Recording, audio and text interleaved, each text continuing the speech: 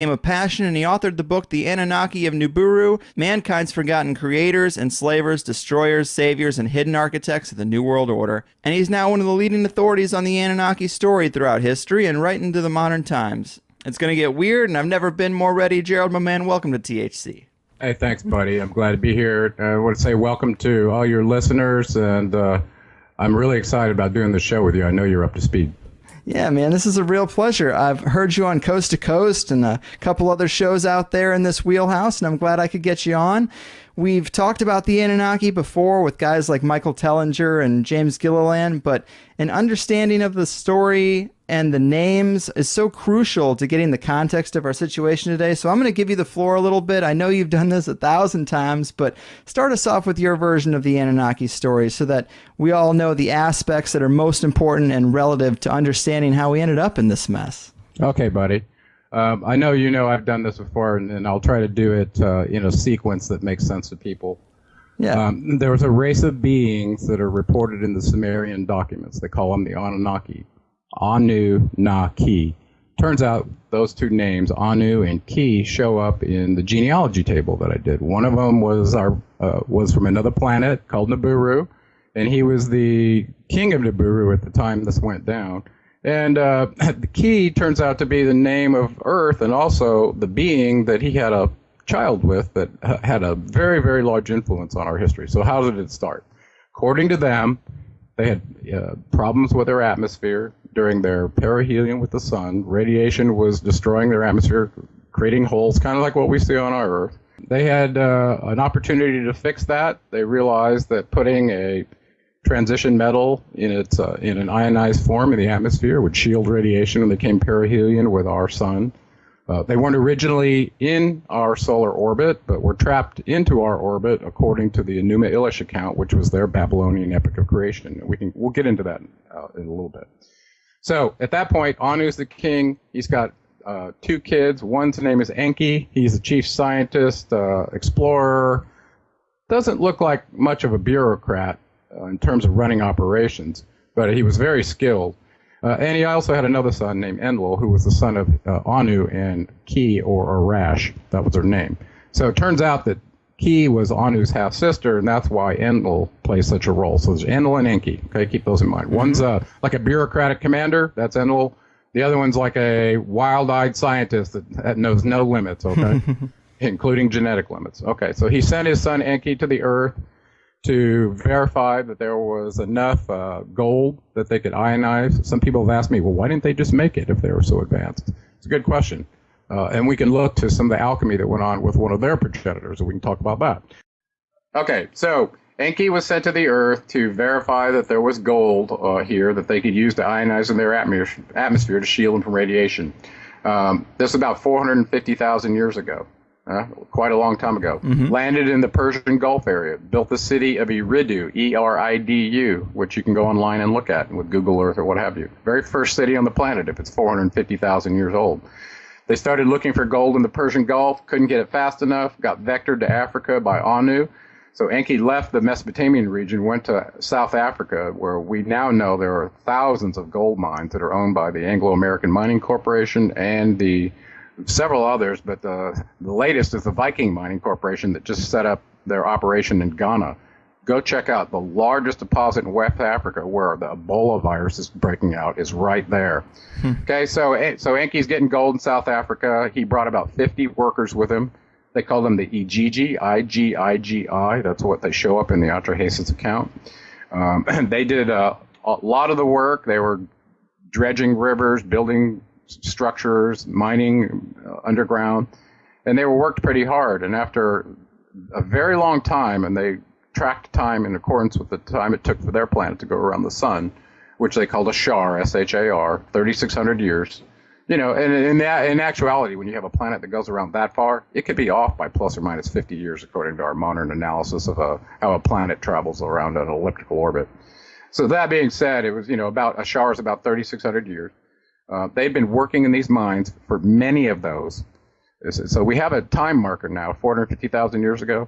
And also the end of the Sumerian account list where the flood occurred was about 241,000. So if you subtract that off of this 450,000, you can see how long they were there working. okay? Because it wasn't but 600 years after Noah became the king where he actually experienced the flood. So you can back up from the 241,000 years ago and see that there were multiple floods, okay? Mm-hmm. And we'll talk about that. So Enki's getting gold in South Africa. He's got enough workers to kind of whet his appetite. They don't have enough of a labor force to do what's needed to be done. Underground mining tools and so on and so forth, because they originally planned on getting it, looks like colloidally, out of the ocean.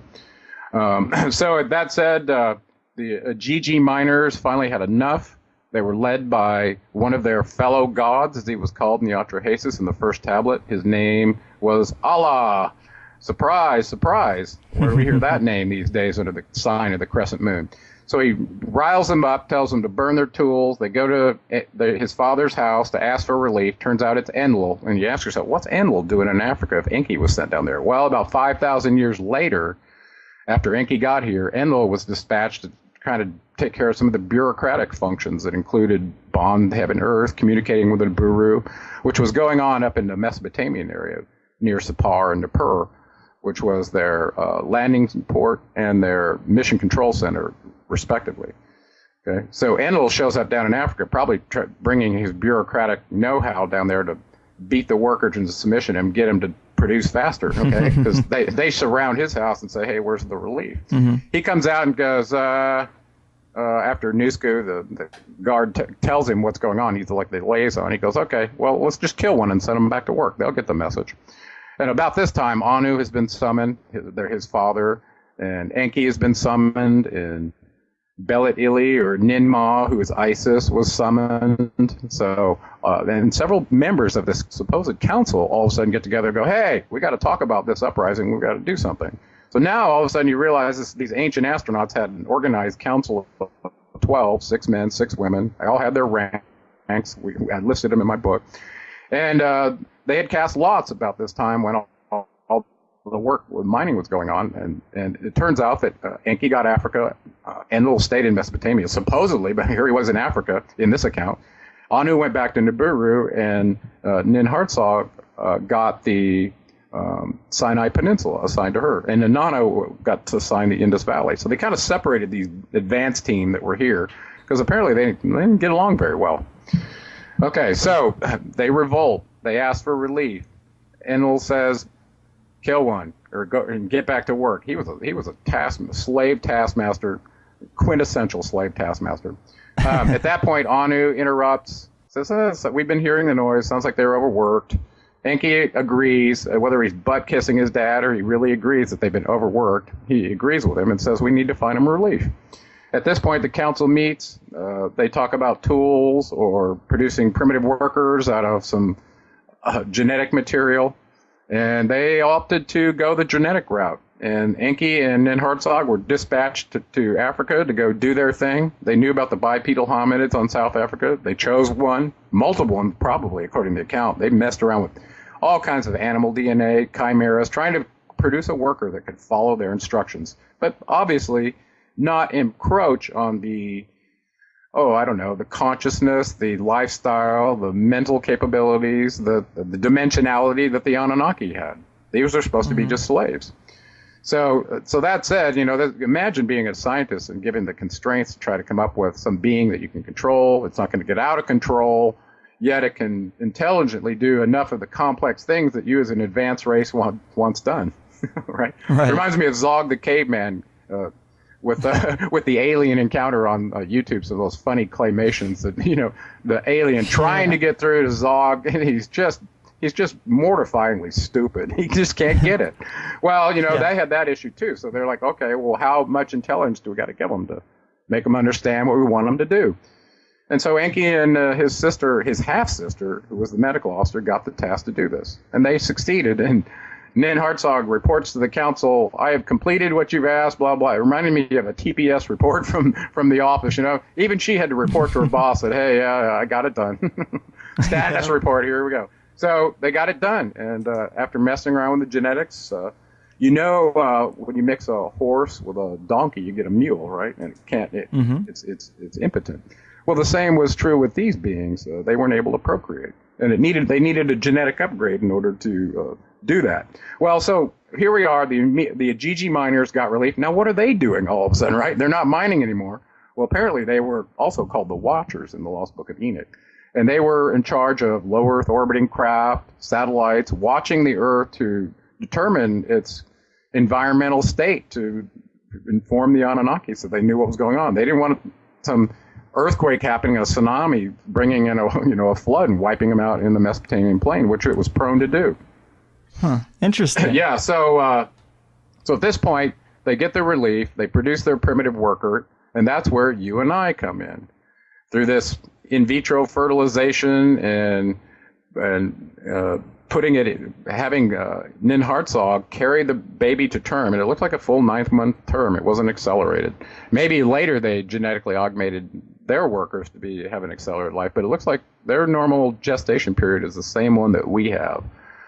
We have so here we are. We're like faced with the idea of these ancient astronauts genetically augmenting a life form that was on this planet that just happened to be bipedal and made it just smart enough that it could do their bidding. So that's a real shock for most people to find that out. So how do we know this is myth and not, or is true and not just myth? Right. So that's where we start looking to the various written sources that we have about our history, whether it's the Bible or the Quran or it's the Nag Hamadi Gospels, the Lost Book, whatever your source is. You start synthesizing all those, and you realize that some advanced beings, according to most of these cultures, came here and dispensed technology and civilizing aspects to these cultures to make them who they were. And the Sumerians were the penultimate example of that, having hundreds of first show up in their culture practically overnight. So let's not skip too far forward. Okay. So now the humans are in doing all the slave labor. And one of the really interesting things to think about is if this advanced scientist designed these beings to do these tasks, one of the primary features he would have had to design in them is that a control mechanism so that he could control an uprising, because that was the reason they replaced the Gigi in the first place.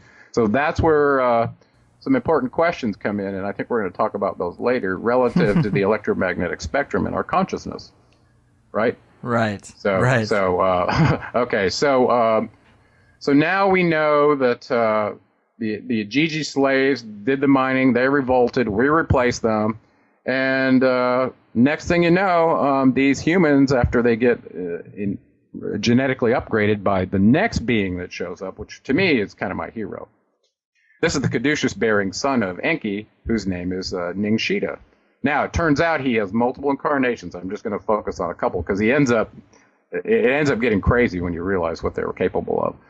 Okay, so first of all, we probably ought to put a stake in the ground right now to understand that they had also known as names, and the reason they did that is because they lived so long. They were immortal to the primitive workers who only had a lifespan of 120 years. These beings measured their years in shars. So one shar for them was 1 year. Well, that's 3,600 years to us. So imagine you're 100 years old. They're 36,000 years old. You know, right? That's hard to even wrap your head around. Wow. Well, so now keep that in mind. Let's wrap our head around it, because in the Sumerian accounts list, where Eridu was the very first city where kingship was lowered, all of a sudden, I just told you, Enki built the first one called Eridu when he showed up. That was his Earth Station 1, or his home far away, that he was using as an outpost while they were looking for gold in the Persian Gulf. Okay? So this is really, really fascinating. So now, after a period of time, they couldn't procreate. This Ningshita being shows up, who turns out to be the son of Enki, and he's involved in doing a genetic upgrade on them. This is your biblical story of taking the material from Adam's rib and creating the Eve. Well, it actually was Ningshita upgrading them so they could procreate. They get taken off back to Eridu, where the Garden of Eden has been proven with the 4 rivers that originated there. You can see this from satellite now. The Tigris, Euphrates, the Pishon, and I think Galfon is what I can't pronounce the last one, but there were 4 rivers that came together. Garden of Eden. Well, there it is in Eridu, just like Enki's hanging garden. I mean, that's where it was. His medicinal garden. So these beings are taken there to get monitored to see if they can produce offspring to meet the labor requirements. Enki and Enlil there, they're probably a little sensitive about what design requirements have been put into them. Imagine Enki hasn't divulged the degree of scientific nature of what he's done with these beings. Hidden code so that there's a latency in our DNA sensitive to timing of the universe, so you could wake up potentially. How would Enlil know that unless he was a geneticist? Those kind of things. So think about how sophisticated this being is, okay? Who gave us intelligence, gave us a limited lifespan according to his writings of 120 years, and he also gave us the spirit of one of the sacrificed Igigi, I believe, whose name was Yahweh, and transferred the energy into our body. So is this why we have this destructive consciousness? Because we were the consciousness of one of the Igigi that got sacrificed, and they were kind of the slaves in the first place? Probably. Oh, yeah. So anyway, so now let's come back to the Garden of Eden. Enki and Enlil are there, and they're monitoring these Adamus, the Adapas that were originally created. And so you have to understand there were multiple versions, but the ones that were augmented to procreate were brought there to be watched. Enlil clearly is a little suspicious of his brother, because these beings can get out of control. They start procreating, and all of a sudden you got a genetic war in your hands. His offspring outnumbered me by umpteen to 3 or whatever it is, and he's a bureaucrat and a commander, and he probably thought like that, right? So at this point, he's warning these beings. Enlil is calling himself God in the Genesis account, not to eat anything in Enki's garden, in particular the plant of the knowledge of good and evil. He doesn't want them to know they're enslaved, so they revolt, right? That would be a reason a bureaucratic commander would tell somebody not to do something. Instead of telling them, hey, look at all this wonderful stuff you can partake of in here, and these over here are kind of, they're not good for you. So no, he gave them the severe message: you eat this, you'll die. Right? That's what he said. So then Enki shows up and says, no, actually, you won't die. He tells him the truth. This is a scientist talking, right? You'll actually take on the consciousness of the knowledge of good and evil like we have. Clearly not what Enlil wanted with his slave species coming from his brother. Okay? So that's the real story. And so they leave the garden. I won't get into all the details of what happened. The Adapa actually became Enki's chief priest at Eridu, and he taught him just about everything known to a man on the planet. Really quite an interesting story. But at that point, they started proliferating. They could procreate now. And all of a sudden, imagine how many people there could be if it's unfettered in 600 years. The United States has been around for 200 years, and all of a sudden we got 300 million people. How many were there after 600 years?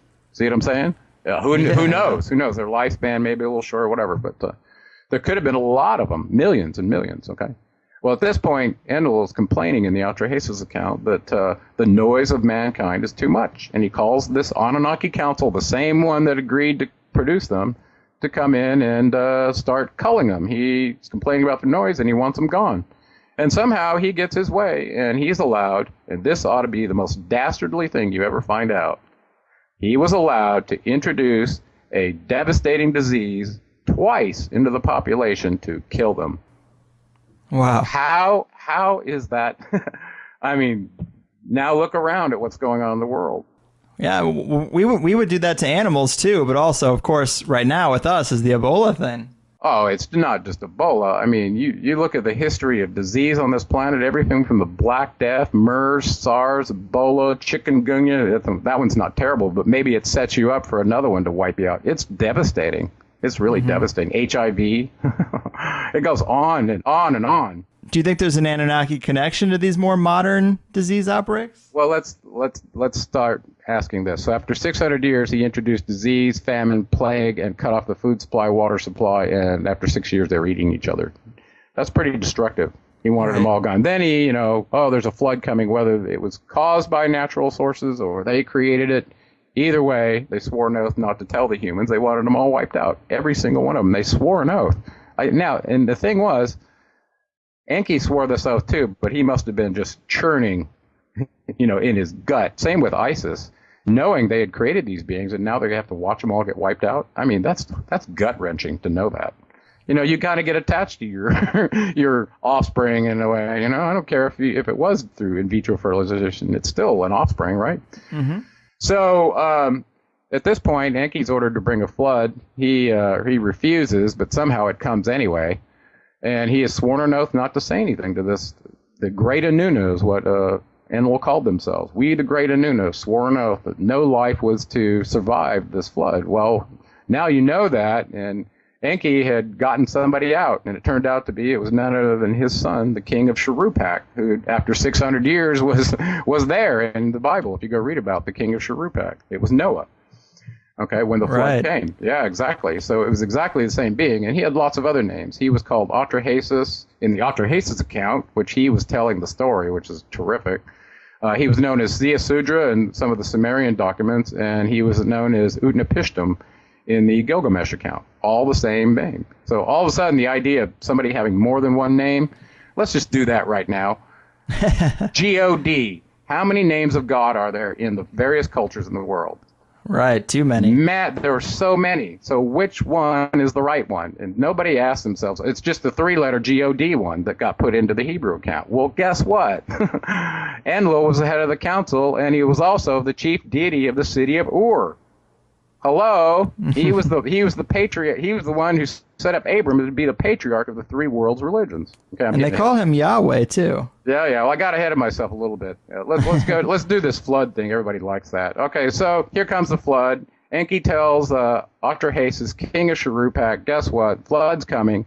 You're in Enlil's territory now. My territory is now in Africa. You got to tell all the council elders stuff. You're leaving. Build a boat. And you're going to get out. And the reason you're going to tell them you're getting out is because you no longer have favor with my half-brother in this region. And it worked. And that's what he decided to tell them. Now, Enki was a scientist and a geneticist, and they'd been here for thousands of years. Thousands of years. They had probably gotten every sample of every useful plant, flora, fauna you can imagine as a laboratory aggregation of all this genetic material in Eridu. That's where they probably had it, because that was his first place where he was. He was there 5,000 years, by the way, before Enlil ever came to the Earth. So that was 450,000 years ago, Enki came. 445,000 years, Enlil came afterward to help bolster this mission. Wow. Okay, you with me? Yeah, I'm here. Okay, so now the flood comes. Atrahasis gets in his seed bank vessel along with an Anunnaki navigator that Enki appointed. They head for the IP point from Sapar, which is an initialization point for aviators out there that know what I'm talking about. It establishes the vector, the approach path vector to your landing site, and it's aligned with the runway. Well, that's what Mount Ararat was for Sapar. Okay, they could be down in Mesopotamia and see this high peak and align it with where the middle of the Tigris and Euphrates were. That's why they had a landing strip there. Okay, so Atrahasis was sent there on this boat. Probably because the tsunami that came in would have washed it up to the highest threshold of the Zagros Mountains in South Turkey, and then it would have washed back out. So they were probably hoping to, when they got washed in, is to get caught on the high ground there in order to survive. Anyway, apparently he was successful. Atrahasis' family, you know the story of Noah. He gets out of his ark and lands there, the water starts receding, and he builds a little altar to venerate the person that saved him. Turns out it was his father, Enki. Well, about that time, the Anunnaki are in low Earth orbit, surveying the flood damage, when Enlil sights Atrahasis, or Noah, and his family on Ararat. And it turns out, I think there were glaciers at that time, and it looks like the landing on Ararat ended up melting the glaciers, and the actual ark ended up about 13 or 30 miles south of where it originally was. And people have found it. People want to go on and look at the documentaries on Noah's Ark. They truly have found it, in my opinion. Yeah, I've seen those. I was curious about the validity of that. Yeah, that's a true story. It just turns out that, it was in a glacier and it was sliding down the mountain there, and they may have called it slightly different how the mountains were named than what the locals ended up calling it. Who knows? But I think the mountain just to the south of there, I think it's within 30 miles of there. They believe that's where the glacier ended up depositing it. And from my experience and all the documentaries I've watched, I'm quite convinced that's it, and they found it. Anyway, it lands there. They've got a seed bank to reestablish life. They do that. All domesticated cattle and seed grains that genetically have been looked at came from the Fertile Crescent for the most part. Now, I know there's some other grains around the world that ended up being added afterwards. But the ones they were using at the time have been genetically shown to be about 12,000 years ago, come from the Fertile Crescent. Well, this coincides with the last ice age when the flood was. So this all made sense to me scientifically, right? Okay, so at this point, we find out that Enki's son, the king of Shuruppak, is actually Altrahasis, and Enlil finds out that he's his son too, and that's why he saved him. So they kind of go at it, Enki and Enlil, discussing this oath they took and that Enki violated it by saving him. And he convinces him, hey, we need some workers here to provide for us. Who's going to do it? We're here by ourselves now. Everybody's dead. Look at them all in the mud.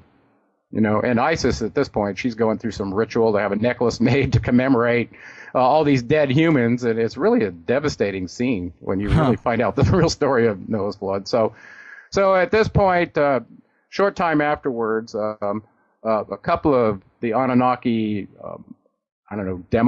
some of them are demigods, some of them are full on.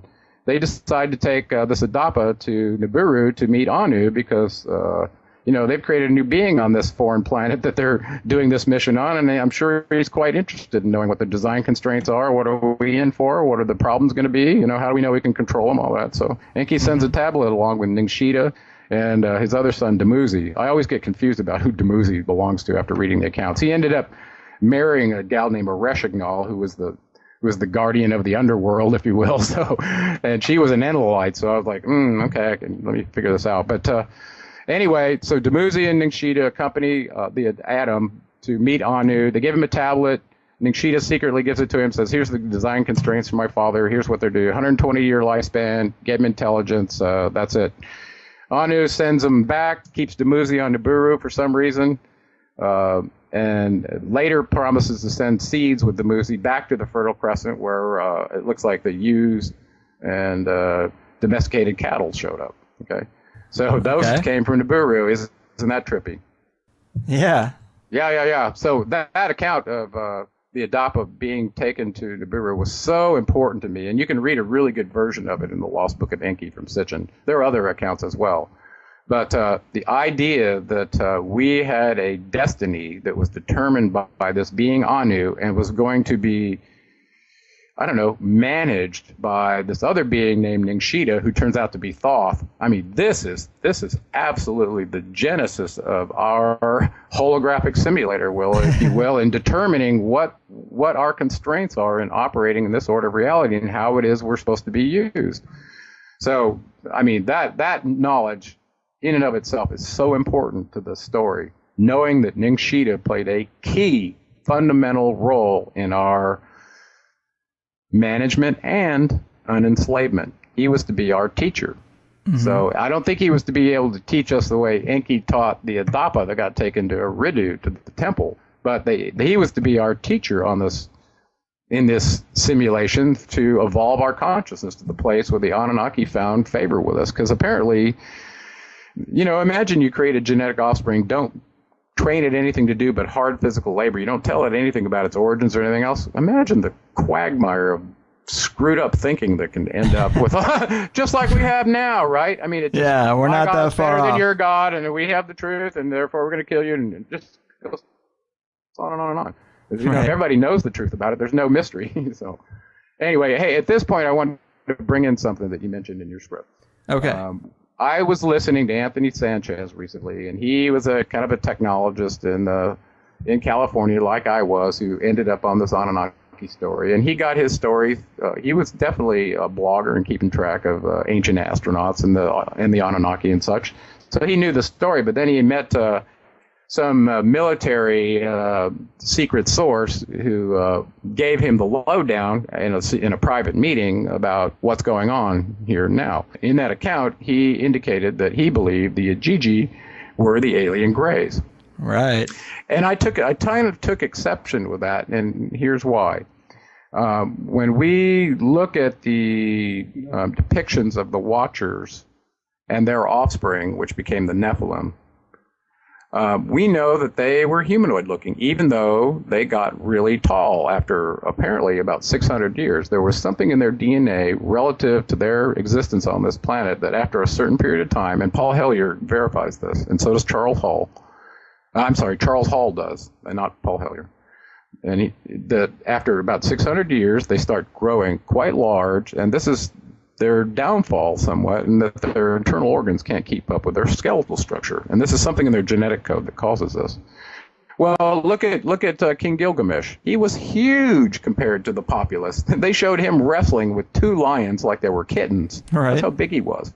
And in the depiction, he towered over all the other people. Well, in the Bible, it talks about him becoming a Gaborim. Well, a Gaborim is a giant. So there was something in their DNA that was causing this. Well, guess what? They weren't alien gray looking. Okay, they looked just like we did. It just so happens that they had advanced genetics. Right. So the Watchers, I believe, looked a lot like the Anunnaki. Just so happens that, and they were considered fellow gods too. Okay, they called them gods. So I think and I'll just put a fork in it right now, and I could be out of bounds, but I truly think the Greys are a creation of the Anunnaki, but they were used to replace various, I don't know, specific functions, whether it's gathering genetic material from cows or working with the military to release advanced technology in lieu of in trade for underground bases. Mm-hmm. They're kind of they're chimera agents, just like we were, except they have different functions. And they were probably designed to look crazy so that they didn't lead them back to what the Anunnaki truly looked like. Yeah, that could be. Yeah, totally. So anyway, they could be from another extraterrestrial location too. There were several of them here, so I'm not too sure, but they don't seem to have the same agenda as the Anunnaki. That's for sure. Okay, and I think they're still here, and Anthony goes into detail about the Greys anyway, and in the base in Dulce, New Mexico. And I won't steal any of his thunder, and I hope people do support him, just like they do me. But he's got some really great interviews talking about the Greys and some of their agenda. And apparently, according to him, the Anunnaki were trying to kill them off, and they gave him some disease like Sarupa or Saku disease, just like they did the humans, and then exiled them to New Mexico, where they ended up living underground and they thought they would die off. Well, they didn't. Wow. That's it. That's his story. Okay, so interesting. Anyway, it's very interesting, though. Yeah, but I do not think the Gigi were the Greys. Okay. So are there any Gigi left? This is an interesting question. In the Lost Book of Enoch, these Watchers that took on, I don't know, they took human wives for themselves, 200 of them under Azazel's leadership. They got a severe sentencing, which I truly to this day still don't understand. They were sentenced to be completely destroyed, according to Thoth, Enoch, Ningshita, who's telling the story, by the way, at the end times, because they contacted him to run liaison with Anu to get them pardoned. He was the messenger, okay, back and forth. Ningshita, remember Mercury, Hermes, the messenger god? He's the same being. Yeah. So he comes back with this bad news that, no, you guys aren't going to get pardoned. You're going to be thrown, energy is going to be recycled at the end time. So keep that in mind. Imagine there are some beings who have been trapped on in this simulation, in this quarantine simulation. They can't get out because of their constructs, probably because they were created by the Anunnaki too, and they're to die here. And here we are, close to the end times, assuming that's true. Of course, every generation has said that, but we have some pretty good indications this time, and we can go over those. Anyway, suppose they're trapped here, and they realize, hey, we're going to be recycled. We're going to take as many of you with us as we can. So I truly think that some of those showed up in some of the, I don't know, jihadist organizations around the world. That's interesting. Yeah. Because in the first Gulf War, which was interesting to me, I almost went to it. I got out of the military flying attack helicopters in 1989. The Gulf War started in 91. So my friends went there, and they were looking through the telescopic sight units of Apaches while the vehicles were leaving the Khafji Road out of Kuwait after all that carnage. As a matter of fact, one of them fired the first missile that stopped that convoy before the Joint Air Attack Team mission was done. And I actually ended up in observation helicopters by the time I was 25. I realized, I had a lot of testosterone, and I was trained to kill a commie for mommy. But guess what? I woke up, I became a conscientious objector. I didn't want to do that. Amen. And I couldn't wait to get out.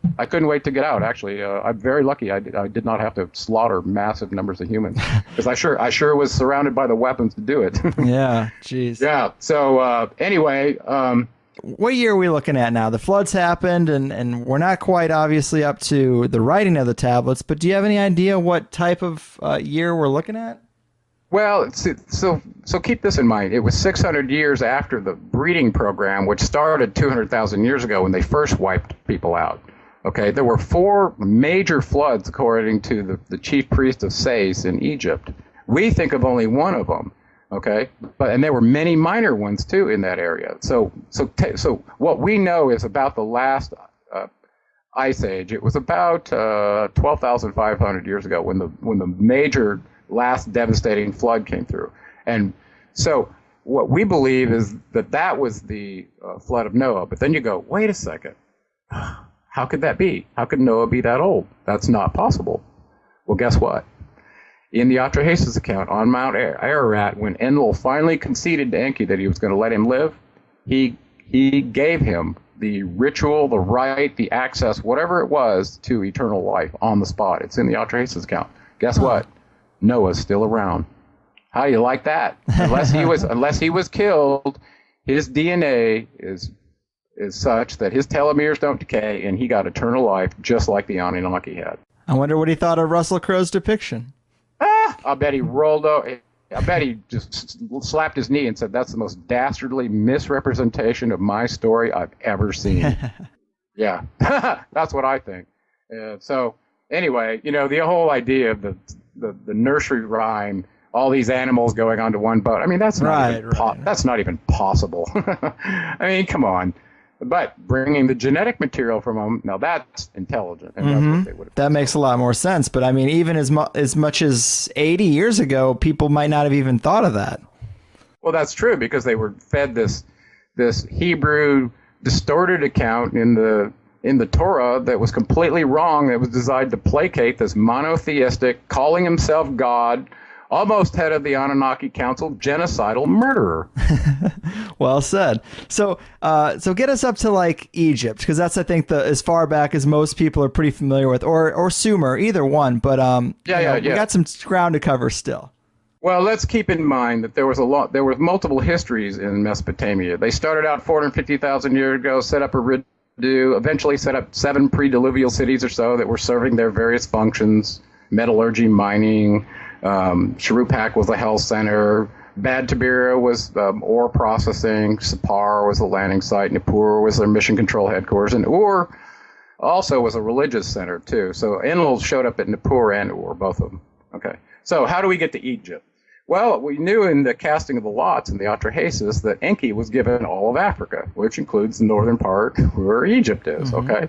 So he clearly went down and followed the same model he had done in Mesopotamia, following where the rivers dump into the ocean, because that's where all the fertile soil is, and you got a fresh source of water all the time. So he chose the Egyptian Nile, right at the head end of the delta where the Egyptian civilization got put up. Now, first of all, let's get some timing stuff straightened out. If they built Eridu 450,000 years ago, and then built several pre-diluvial, before 12,500 years ago, cities in southern Iraq, and then they were destroyed. Well, where does the Giza pyramid and the Sphinx come in? The 2 most famous ones, and all the other civilization along the Nile. Huh? Well, we have some evidence to show, and if you go with the Egyptian curator, they'll tell you, oh no, it's only 3,100 years ago that the Egyptian civilization was established. Well, we know in 3800 BCE, Eridu was reestablished. We already know it existed 450,000 years ago, so after multiple floods covered with mud, they rebuilt on sites that they probably could get back access to the foundation stones, hoping that they got another long run before the next flood. Finally, it looks like they gave up. They got tired of that and moved up to higher ground. Egypt. How we get to Egypt? Okay, so in the casting of the lots, Enki got Egypt. And so the very first dynasty of Egypt, according to Manetho, was ruled for 9,000 years by the first god. The first dynasty was all gods, meaning they were all the Anunnaki purebreds. They weren't demigods or offspring of the Anunnaki and the primitive workers. Okay. So the first god of Egypt was Ptah. He served in the first dynasty for 9,000 years. That was Enki. He set up Egypt. Okay. Okay. Now let's go back to the Sumerian account, or the Sumerian kings list. We can go through just the first 9 rulers, and it ends up around 240,000 years. And each one, or several of the first ones, served 8 shars, which turns out to be 28,800 years. That's a long time. Damn. So all of a sudden you think about a 120-year lifespan being like us, looking at them, going, you dudes live a long time. Do you ever die? We thought they were immortal in the Greek gods, right? They all viewed their gods as immortal. Well, now you know why. Yeah, great point. They had different genetics than we did. Yeah, that makes sense. Yeah. So, and while we're talking about that, we might as well bring up the 2009 3 scientists that got their Nobel Peace Prize for discovering the telomeres, when they decay, is what causes aging. And if you can stop that, you stop aging. And all the longevity hounds in the world really got on board with that and said, wow, we can live forever now. And I thought about that, and I was like, wow, maybe they designed us with these short lifespans because we got so little time and so much to get accomplished. We just got to get it done.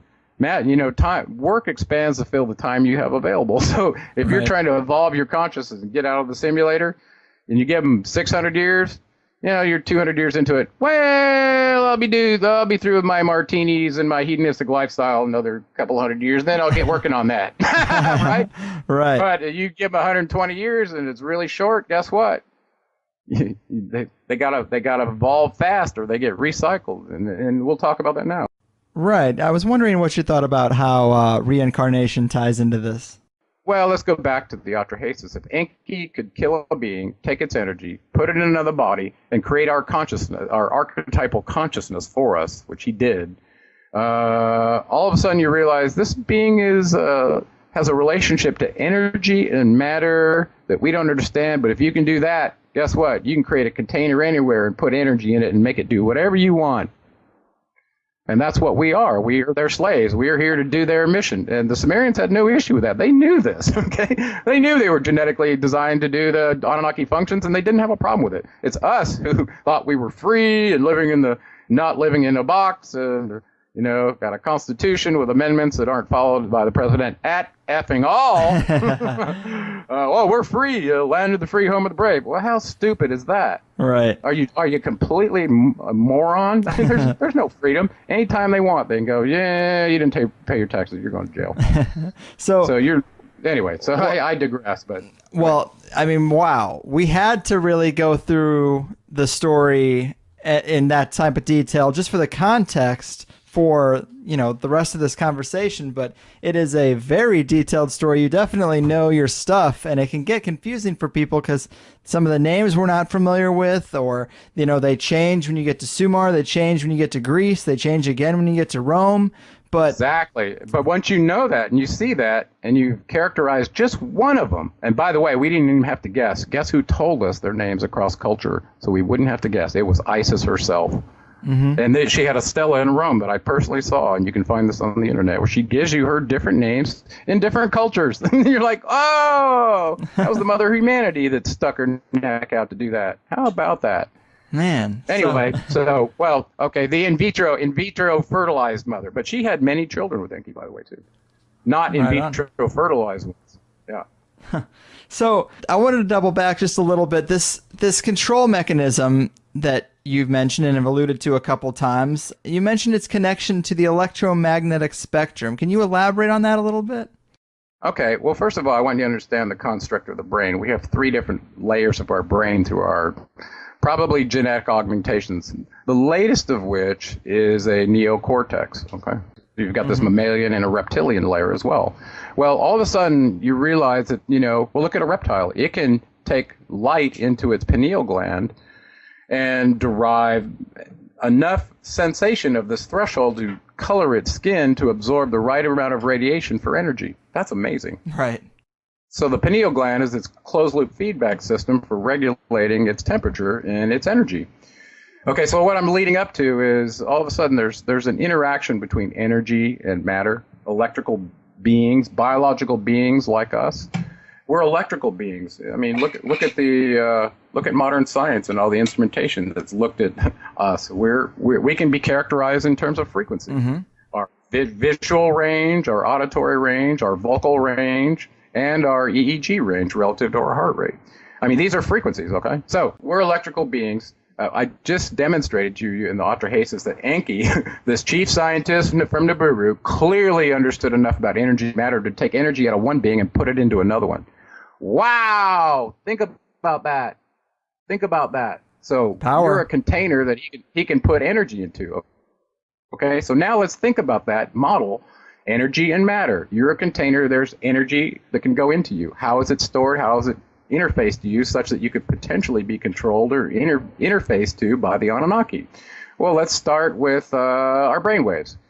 We can go delta, theta, alpha, beta. That's about a half a hertz up to 20 hertz and you can look at this on any monitor to see that that's our brainwave frequency. Okay. Mm-hmm. We know that there are various perceptions of reality that are correlated with brainwave frequency, and I hope everybody gets a chance to read Robert Monroe's book, Journeys Out of the Body.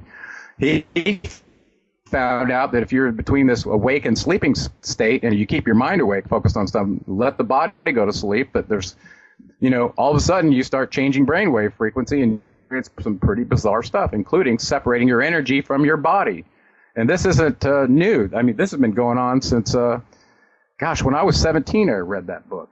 And it changed my life, along with many other people. And he went to the full limits, hundreds and hundreds and hundreds of times doing this, documenting it, scientifically monitoring it, setting up an institute, inviting other people to come try it. And it's a worldwide phenomenon. There's so many people that have experienced their energy apart from their body. We shouldn't be surprised that the electromagnetic spectrum energy is neither created nor destroyed. It only changes state. That means it can be in your body or out of your body and operating in a different state or frequency. Okay? So frequency to me is dimension. Of course, I'm an electrical engineer, and that's why I think that way. So all of a sudden you realize, wow, all these weird things that happen in the electromagnetic spectrum can happen in my brain. Well, think about a radio signal. Okay? It's got a carrier frequency. It's at one frequency. You modulate data on it that's at a much less frequency, not to exceed the Nyquist rate.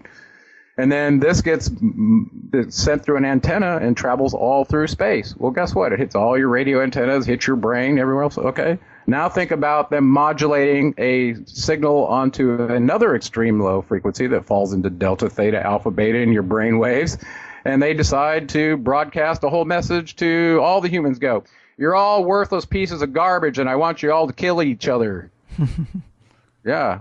Listen, I'm not kidding. The state of humanity in their basic thinking is very destructive. And this has been shown by many people who have researched this. That, like, all the teenagers who end up being suicidal and stuff, how come they're not having happy thoughts? This is worldwide, by the way. It's not just America. It's built in. Yeah, so think about mind control and frequency and all this stuff that goes on with the subliminal messages and media and stuff. We know the Germans have been doing it for mind control and propaganda since World War II. Well, Walt Disney figured that out, and he used it real good. He liked that. Yeah, that's actually what I was getting at. It was, I looked it up real quick, but it's, natural. Apparently, we resonate at 432 hertz naturally, and in the 50s, they changed all music to be 440 hertz as the standard, and there's a lot of speculation that kind of screws with our, just screws with us. It screws with our resonance in some way. Yeah, well, try this on for a second. What's your basic average heart rate? About 60 beats a minute, something like that. Sure. That's 60 hertz. What's the refresh rate for AC electricity? 60 hertz. There you go. So you could use the wires in the wall to monitor the heart rate of a being if you had the telemetry ability to monitor that signal off the power grid infrastructure. Every being. Wow. That's a primitive way to do it, but now they've got much more advanced ways to do it now. I mean, we've had satellite technology since the 60s. Do you realize that can do facial recognition and voice recognition? Right. So imagine taking it the next step further in the electromagnetic spectrum and going, hey, what chakra is that being evolved to down there? Is he in danger of waking up and revolting against the powers that be? Let's take a look. Up this pocket over here near Boulder, Colorado, and San Francisco, I don't know what's going on with them. Maybe they're taking drugs, but a bunch of them are waking up. Look at the color of their chakras. There's some that are even in their third one, their fifth. You see what I'm saying? Listen, so we're little color blips all along the surface of the Earth that can be detected with satellite imagery to determine where your consciousness is. And then you just cause a little disaster for that area. Well, yeah, I mean, you can send good and bad based on where somebody is in their mission. And now you know, based on Snowden's discussions, that they've been monitoring all your electronics. Well, guess what? What if they've been... You're a telemetry being. You were designed as a slave to do work. You think they didn't build in a way to monitor what independent thoughts you may be able to have to determine if your intent was to rebel? Come on. That was their primary reason for creating a replacement worker for the Igigi, because they were putting down a rebellion. So guess what? I'm in trouble. You're a meat modem. They've been monitoring every thought you have, everything that you... Well, as long as your thoughts are monitored, that's what's important. We essentially are nothing more than a meat modem. All of our senses are combined to create a perception of what we see outside of us in this simulator, a very limited range, by the way, okay, that ends up in a brainwave signal. Let me be clear on our limitations. We were given eyes to see from 400 to 700 nanometers. Okay, what can an owl see? We can't even see at night. An owl and most animals can see in the dark. We can't. Right. What can we hear? 0 to 20 kilohertz? Wow, dogs hear better than we do. We have a very limited set of sensors, is what I'm telling you. Right. These would be the kind of things that were built into us when we were engineered. Well, if you were engineered to perceive the world in a particular way, then the sensors would be designed that way that you only get to see what they let you see. Yeah. In other words, imagine they could exist in 900 nanometers in near infrared, okay? Mm-hmm. But you could only see to 700 nanometers. Well, they could be standing right next to you as infrared beings reflecting that light, and you can't even see them. Man. So it's that ridiculous on how enslaved we are with our sensors, okay? So now keep that in mind when you're going, could we really be in a holographic simulator? You're damn right. If they designed your sensors that way and limited them so much, that's your enslavement, is your sensation of what's outside of you. Right. That makes sense. And so the big takeaway from the Anunnaki story, the reason we laid such groundwork is to really drill home that not only the details of this engineering, but also that the main battle here seems to be between Enki and Enlil. And Enki tends to be, the more caring creator, and Enlil obviously is more aggressive. He doesn't really care about people. He wouldn't mind if we all died. So to bring this into modern times or throughout history within the elites, they seem to worship still in some form Enlil, right? Well, that's correct, and this is really sneaky. And I had to go look up Isaiah 14:12, I believe it was. Let me look real quick. In order to pin down a name that's been the most elusive to so many people, and that's the name of Lucifer, right? Right. So this is really crazy because this is the real key. We know the name Enlil became Yahweh, Jehovah, El Shaddai, the God of Abraham, Isaac, and Jacob. Okay, he's the one that made the deal with Abram, his general, out of the city of Ur to go take Levantine away from Enki's offspring. And then poor Ishmael and Hagar, his mother, the Egyptian. Remember the connection to Enki? They call Hagar Abram's handmaiden. He was a slave, okay? He's this Egyptian slave. He has a kid with him and sends him packing, okay?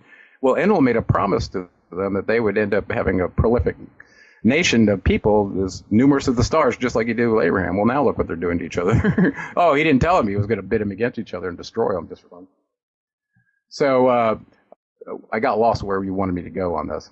Well, these shadowy organizations, they mask the entities they follow. But do we know historically who's been following who? Oh, right. I was sneaking up on the name Lucifer, and for some reason he probably smacked me in the head. Anyway, so in Isaiah 14:12 in the King James Bible, I want you to hear this. How art thou fallen from heaven, O Lucifer, son of the morning? How art thou cut down to the ground, which didst weaken the nations? Okay.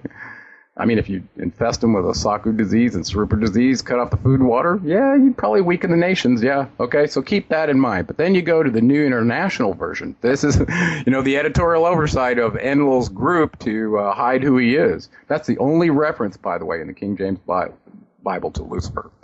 And I'm telling you right now, it's Enlil, okay? Mm-hmm. Now look what happens in the NIV Bible. How you have fallen from heaven, O morning star. That's a replacement right there for Lucifer. That was not in the King James. Son of the dawn, you've been cast down to the earth, you who once laid the nations low. Okay, so what I'm telling you is there's only one occurrence of his name that accidentally slipped through. The rest of the places he calls himself God. Okay, but this slipped through. He wasn't. This was another name for Enlil that they did not want you to know. The Illuminati venerate Lucifer.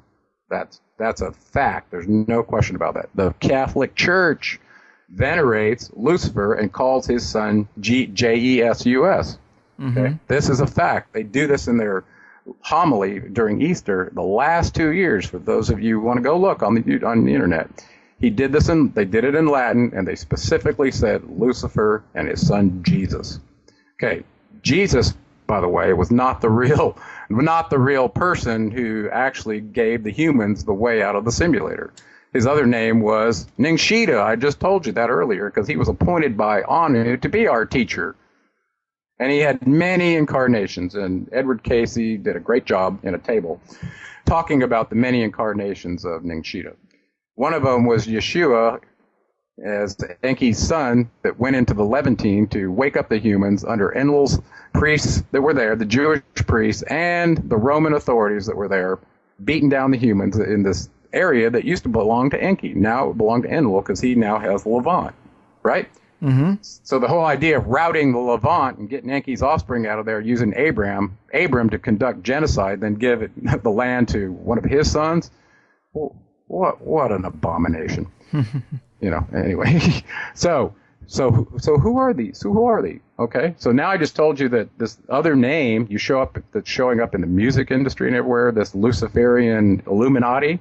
Okay, the Illuminati were affiliated with a secret organization in Europe that supposedly started in 1776 under Adam Weishaupt. Right. It actually started much earlier, in my opinion, and it had to do with the Catholic Church and their papacy was mixing religion and authority under their rulership, even though they had a czar, to route this secret organization that was dedicated to the Enkyites. And I believe that was the Masons. You read their original charter, their secret doctrine was to be a part of the rising of the new Atlantis and set up this new Atlantis, not a new world order, but a new Atlantis, okay? Because Enki was the chief deity of Atlantis.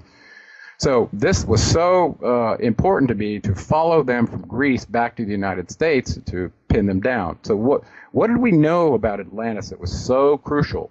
We get taught in school that democracy started in Greece, and that's about what we get. And then their mythology about their gods, it's all BS, right?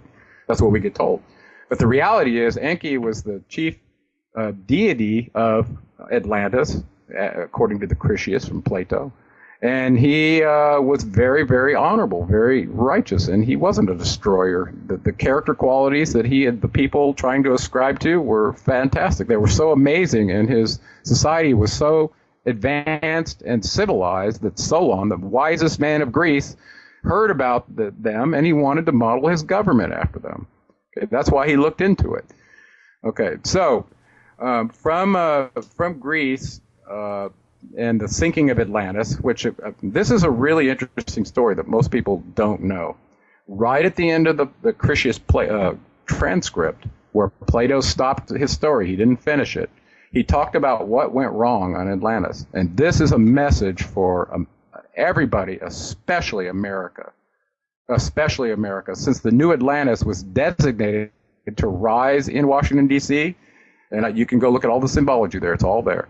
But the fact that it's being destroyed is very telling. And people want to know, why is that happening? Why are we losing our sovereignty? Why is our Constitution being trampled? Well, why? Why is the DHS militarizing the police? And on and on and on. Right.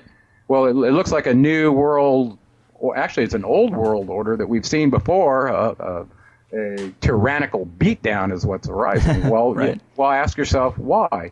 Well, at the end of the Critias, I'm going to tell you why. Apparently, after a long time of the people, and there were demigods there because Cleto, Enki's wife, was a normal primitive worker. So he had kids with him, had 10 of them. Atlas was one of them. So he was a demigod of Enki. His, the daughter of Atlas and his wife was Maya. You know, Maya Majesta. She shows up in the Greek discussions of the Greek gods. Okay. Mm-hmm.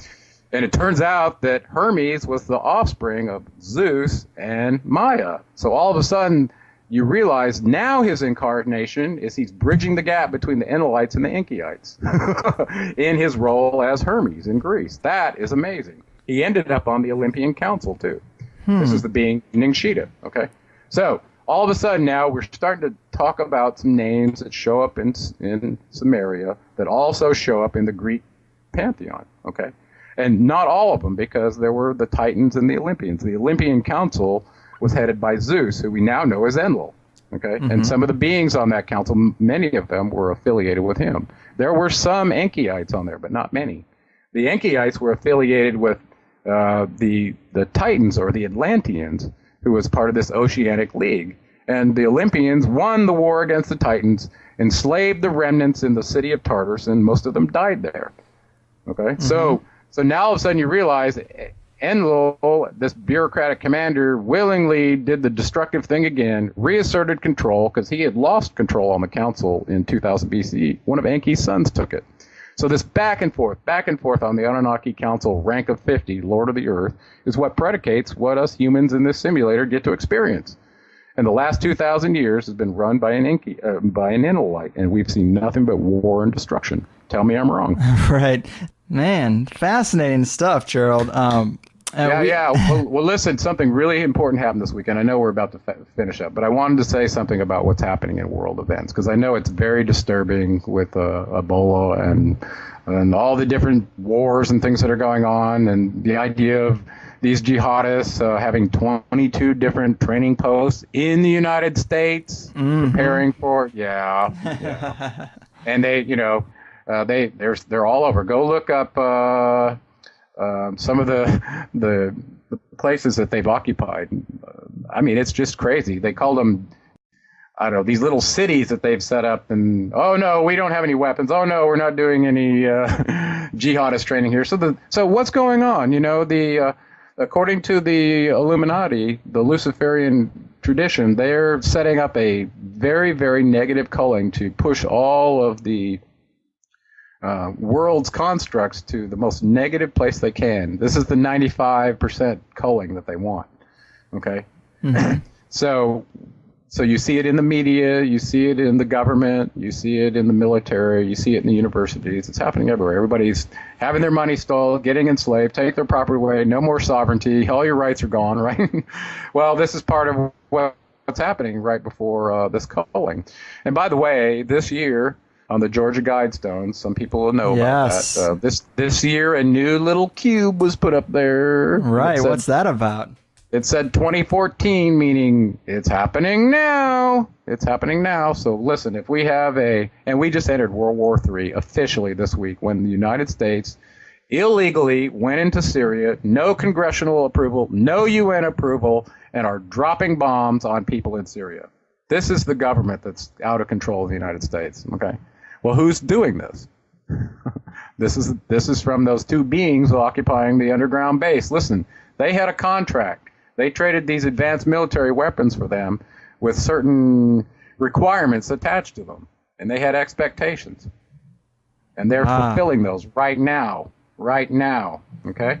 Man. And remember I mentioned ISIS's name getting smeared, Hermes 9000 drone getting smeared with Israel, and Enki's symbol, the trident, getting smeared. Well, listen, I think the Enkyites are planning and plotting. They're absolutely the best world's chess players, and when they come out, they're going to pull the carpet out from under the New World Order. It's already happening. It's already happening with Russia and China joining together. So there's an alternative world monetary system to the petrodollar that means nothing. It's already happening. So creation and destruction happening at the same time. And Man. I truly believe that, unfortunately, if you're in the United States, you're in Enlil's territory right now. And just like in the Atrahasis, when the king of Shuruppak decided he was in Enlil's territory and he had to go to Enki's territory to survive, that's what's happening in the United States. You can pick up a gun and think you're going to fight these beings and blah, blah, blah. You're out of your mind. You're out of your mind. You pick up a gun, you've signed up to be destroyed, just like an Alien versus Predator. Watch it again. Very insightful movie, that Alien versus Predator. Yes, it was, wasn't it? Yeah. Man, well, very cool. It has been a real pleasure. Always fascinated by the stories of man's oldest known writings, and to hear how it connects to modern day is just awesome to hear. And before we go, would you like to tell the people a little bit about your website, a little more about the book, or anything else you're working on in the future? Certainly. My book is The Anunnaki of Nibiru. It's available on Amazon. And if you go to my website, Gerald, GeraldClark 77.com, I've got links there for my audio book, which I sell for a very meager $7.77. And it's available digitally for people to download it. There's links there to my Facebook and my YouTube channel. I got a bunch of videos under the Anunnaki of Nibiru playlist there for people, including some of the legendary videos of Zechariah Sitchin as he interviewed with the head of the Naval Observatory in Washington, D.C. to discuss Nibiru, and that's when it was disclosed. So I find that's a really wonderful video. There's a whole bunch of videos in there. Some of them I've done recently, tying together the African gold with Ebola and the quest of the New World Order to get that gold so they can prop up this petrodollar. They got no gold, right? It's all about that gold still. If they can get that gold, they can prop up that petrodollar and all the problems go away, and it won't lose its status as a world reserve currency. That's why they're attacking Africa right now. That's where the gold is. Mm-hmm. Yeah. Look up the Viking Mining Corporation and their stakeout in Ghana. Now listen, what right do countries have to go into other countries and steal their resources, especially ones as valuable as gold and oil? I mean, that just in and of itself is a bullying tactic that just shouldn't be allowed in the world, but that's how it is. So my website, I told you that. My YouTube channel is Gerald Clark, and my Facebook page as well. I do a lot of interacting with people on Facebook. I know that everything's monitored, and I hope they're monitoring. I'm hoping that people in three-letter agencies are listening to me right now, realizing I'm telling the truth, and they turn on the people that are telling them to do unethical things. Turn on them. You don't have to follow their illegal orders. Right. That goes to the military people too. Okay? That's why I put it right out there. I'm not hiding it at all. I want it right out in their face. Just put the uniform down, people. Yeah. And I want to put a plug in for my wife. I talked about heightening your energy body. Well, listen, if you follow a vegan diet, you'll get there a lot faster too. And you'll probably have less propensity to all the diseases that are showing up in all the processed products and meats as well. You want mad cow disease or trichinosis? I don't. Ebola can live in meat, lives in monkeys and other things. Okay, think about disease that gets in meat. It's kind of a dangerous thing. Okay, fish as well. Okay, so you want to improve your energy body? Think about that. And there's a couple things out there I want to expose people to. I talk about my book, Starfire Gold. The Anunnaki were using it to increase their longevity, and it really is wonderful on your energy body. Okay, try it sometime. My wife at artisticvegan.com is basically, she's started out with food and ended up as an alchemist. And listen, Thoth had something to do with that. I'm quite sure. She's got a wonderful, wonderful book called The Sorcerer's Stone, a guide to alchemy. And in there it talks about Thoth being the first alchemist and his explaining this to humans. It's really, really fantastic. Well, listen, in that thing, listen, some of the colloidal things that we discovered have a profound impact on disease. One of those is colloidal silver. And we just put up a video from a guy who studied anthrax, SARS, Ebola as a doctor through agencies with the DOD and DARPA to show the effects of colloidal silver. Guess what? He didn't put it up against anything that it didn't kill. So, do you ingest that? Absolutely. You can do it topically, or you can ingest it, no more than 10 parts per million. So we've started producing it now. Lots of other people do. And it is fantastic. And listen, that could be the secret weapon against every disease on this planet. Man, I'm gonna have to get in on that. Well, look, we'll do some research. Go to Artistic Vegan and get the link to the doctors that are disclosing this. It's not me, okay? But I listened to what they're saying and then realized the method in which this works, and I realized that they weren't lying. I'm a scientist. I can figure this out. Well, they're telling the truth. So we got and started experimenting with ourselves. We're very excited about it. So that's awesome. I want to see that. I want to see a clinical trial done with Sierra Leone, for instance, to talk about this. Not that I want to push products. Not at all. I want people to make it for themselves. Okay? Because we should not be vector agents for an unethical government that's experimenting on us. Okay? Amen. Yeah. Well, let's leave it on a happy note. I think creation and destruction are happening at the same time. Choose creation in the Enkyites, and you'll have a good chance with Thoth's leadership to get out of the simulator and move on to a new dimension to evolve your consciousness to the next mission that you get. Maybe it's another planet. Maybe it's having your own planet to try to play God on it, since you don't agree with the way they did it. Who knows? Cheers. Yeah. Well said, man. Thanks so much. This has been a serious pleasure. Hopefully we can do it again sometime. There's so much more depth to this material. But until then, take care of yourself, man, and hail Enki.